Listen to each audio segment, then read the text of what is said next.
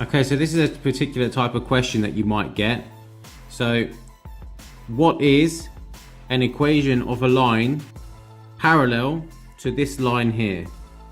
Okay, so the way to do this is, first of all, when you're given an equation, you have to make sure it's in this format: y equals mx plus c. Okay, c being a constant and m being the gradient.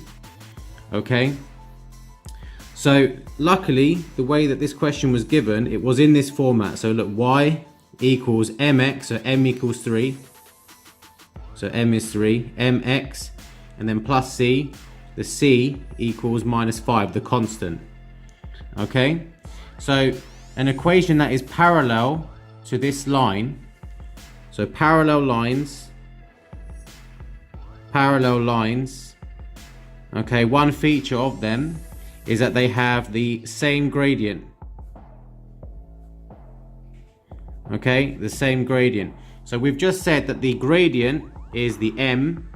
Okay, so m is 3.